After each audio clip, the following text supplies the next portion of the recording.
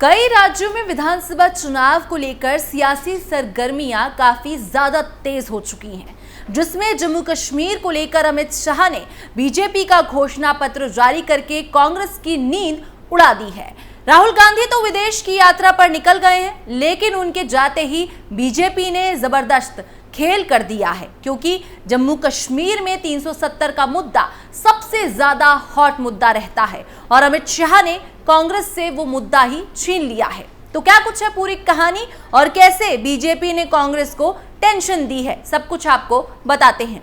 नमस्कार, मैं हूं आपके साथ पारुल त्रिपाठी और आप देख रहे हैं हमारा खास शो कच्चा चिट्ठा।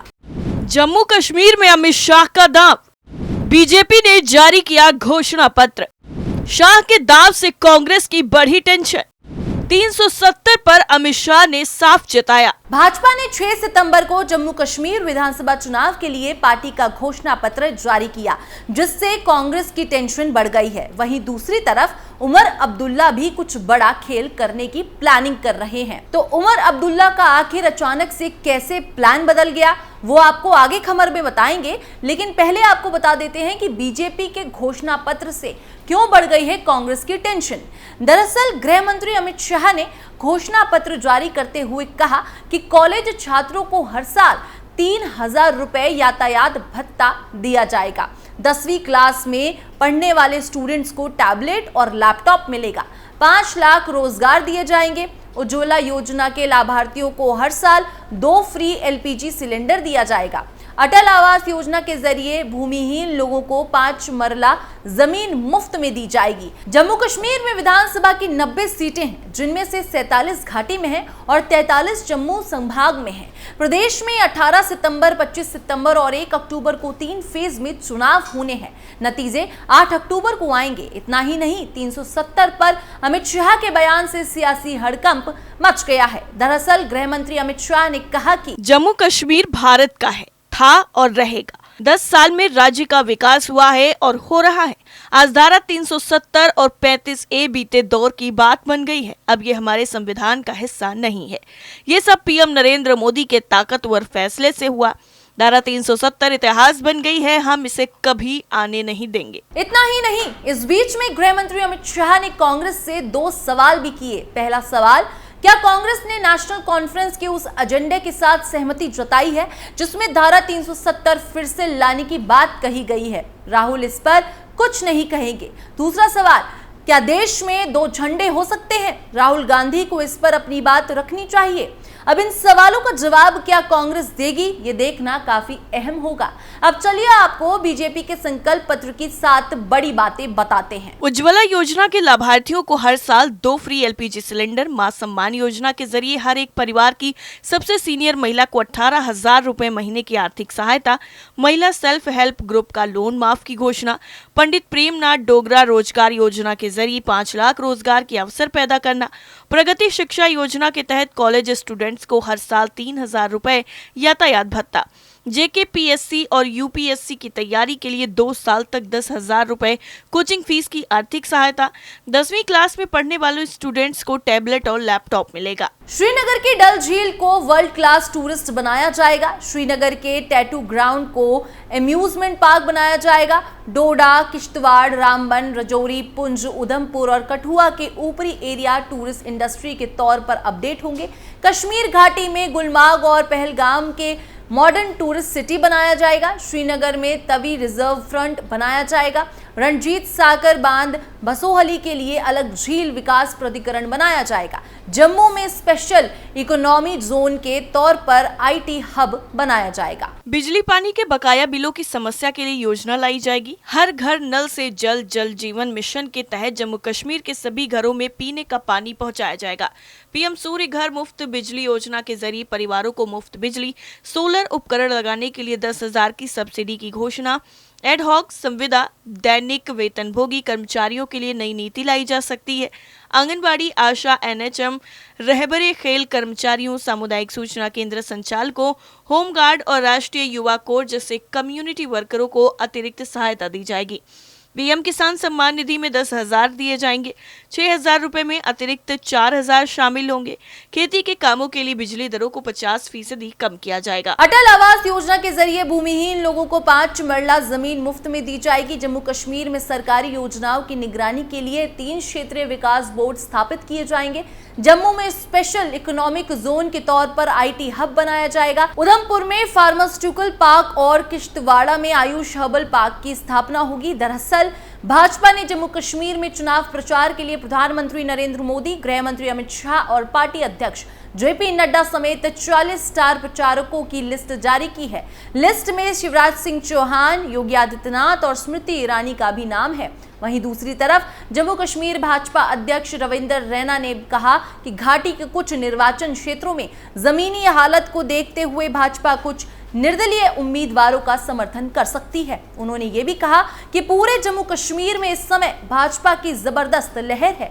मैं विश्वास के साथ कहता हूं कि जम्मू कश्मीर में भाजपा की सरकार बनेगी। प्रचंड बहुमत के साथ जम्मू कश्मीर में भाजपा अपनी सरकार बनाएगी। आपको बता दें कि कांग्रेस और नेशनल कॉन्फ्रेंस ने चुनाव पूर्व गठबंधन कर लिया है। एनसी 52 सीटों पर और कांग्रेस 31 सीटों पर उम्मीदवार उतार रही है। दोनों पार्टियों ने 2 सीटें छोड़ दी हैं, एक घाटी में सीपीआईएम के लिए और दूसरी जम्मू संभाग में पैंथर्स पार्टी के लिए। जम्मू संभाग में नकरोटा, बनिहाल, डोडा और भद्रवार और घाटी में सोपोरो की 5 सीटों पर एनसी और कांग्रेस दोनों ही अपने उम्मीदवार उतारेंगे, जिसे गठबंधन दोस्ताना मुकाबला कहा जा रहा है। 2014 में हुए थे आखिरी विधानसभा चुनाव। जम्मू कश्मीर में आखिरी बार 2014 में विधानसभा चुनाव हुए थे। तब बीजेपी और पीडीपी ने गठबंधन सरकार बनाई थी। 2018 में गठबंधन टूटने के बाद सरकार गिर गई थी। उसके बाद राज्य में 6 महीने तक राज्यपाल शासन रहा। इसके बाद राष्ट्रपति शासन लागू हो गया। राष्ट्रपति शासन के बीच ही 2019 के लोकसभा चुनाव हुए, जिसमें बीजेपी भारी बहुमत के साथ केंद्र में लौटी। इसके बाद 5 अगस्त 2019 को बीजेपी सरकार ने आर्टिकल 370 खत्म करके राज्य को 2 केंद्र शासित प्रदेशों में बांट दिया था। इस तरह जम्मू कश्मीर में 10 साल बाद विधानसभा चुनाव हो रहे हैं। उमर अब्दुल्ला करेंगे खेल। वहीं दूसरी तरफ उमर अब्दुल्ला को लोकसभा चुनाव में मिली शिकस्त भी काफी दिलचस्प वाकया रहा। दिलचस्प इसलिए भी क्योंकि बारामूला से वो जेल में बंद इंजीनियर राशिद से चुनाव हार गए थे। हार का फासला भी 2 लाख से ज्यादा वोटों का रहा। इंजीनियर राशिद के नाम से मशहूर कश्मीरी नेता शेख अब्दुल्ला राशिद 2017 के एक Jammu Kashmir terror funding case में जेल में बंद हैं। सांसद बन चुके इंजीनियर राशिद की जमानत अर्जी पर अगली सुनवाई 11 सितंबर को होनी है। क्या लोकसभा चुनाव की हार की भी उमर अब्दुल्ला के इरादे बदलने में भूमिका हो सकती है?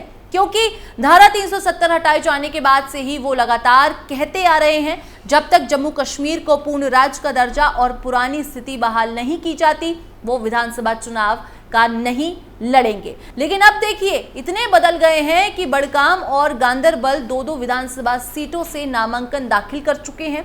बड़गाम विधानसभा क्षेत्र बारामूला में ही पड़ता है और लोकसभा चुनाव के दौरान वहां वो अपने प्रतिद्वंदी से आगे पाए गए थे। वैसे तो उमर अब्दुल्ला ने चुनाव लड़ने के फैसले के बारे में अपनी तरफ से वजह खुद भी बताई है, लेकिन वो पर्याप्त नहीं लगती है। ऐसे में ये समझने की जरूरत है कि सिर्फ कांग्रेस के साथ गठबंधन या राहुल गांधी का कोई खास मशवरी उमर अब्दुल्ला के फैसले में मददगार बना है। विधानसभा चुनाव को लेकर उमर अब्दुल्ला का इरादा कैसे बदला? गांदरबल से नामांकन दाखिल करते वक्त उमर अब्दुल्ला काफी भावुक हो गए थे। अपनी टोपी हाथ में लेकर कश्मीर में ही एक इमोशनल अपील में लोगों से कहा कि आज मैं आपसे सिर्फ एक बात कहूंगा, मेरी पगड़ी, मेरी इज्जत और ये टोपी आपके हाथों में है। गांदरबल विधानसभा क्षेत्र अब्दुल्ला परिवार का गढ़ रहा है।